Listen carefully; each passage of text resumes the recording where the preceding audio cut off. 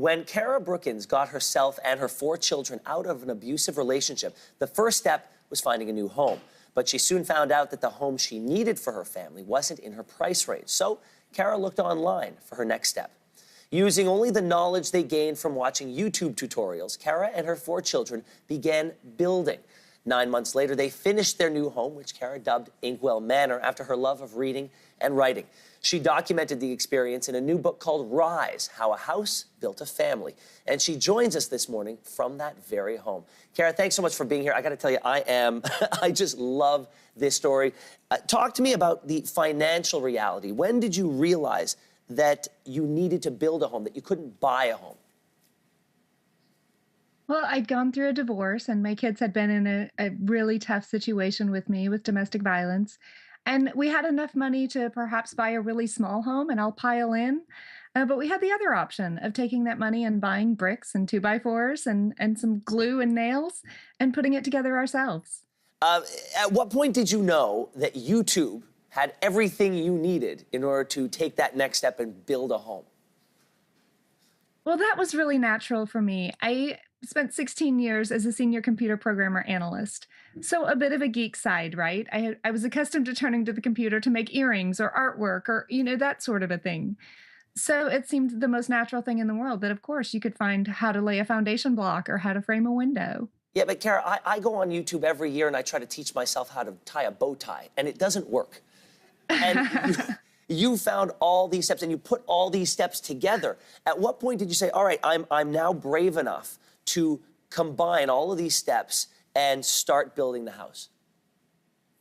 Well, I'd like to say that there was that much planning in it, that I went and watched all of those videos first, but honestly, that's not how I did it. I went in extremely confident. I had no doubt at all that we could do it.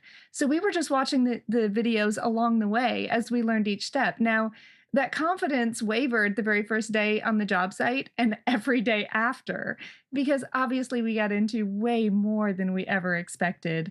So the confidence was there until we actually broke ground and figured out how long we'd have to be slogging through mud. All right, what about the division of labor? Because you brought your kids into this process. Yes, I couldn't have done it without my kids, and they were 17, 15, 11, and 2. So we had a toddler on the job site that someone always had to be assigned to. But the older kids, I relied on my 15-year-old son to run the nail gun. My 17-year-old was, helping to haul plywood. And of course, she was a girl, so it was hauling plywood and bringing me nails. I ran the power saws. The 11-year-old straightened nails and measured wood for us. So, and you wrote a book about this entire thing, about how the house built a family. What have you learned about your family by building this house together? Well, we were so low when we started this and had such low self-esteem. I couldn't see my kids ever doing anything big or great. But through this process, as we slowly learned how to talk to each other and learned how to laugh, and then learned that we could absolutely do anything, to see your kids raising walls of their own house and to build something so much bigger than yourself is so powerful. Carrie, how long have you been in the house for now? I've lived here for 8 years. You've lived there for 8 years, and has it been everything you hoped it would be? Yes, and people ask me, like, "Are you afraid to live there? Has anything ever gone wrong?" But no, I built a big library. That was a big goal for me right from the start as a writer. And no, I mean, it's been fantastic. And of course, we passed all sorts of inspections and codes along the way. I did build in the city limits, so it's been amazing. There's so much power in the feeling of building your own shelter. Cara Brookins, what an incredible story. We wish you nothing but the best, and we hope you pass on our best to your family.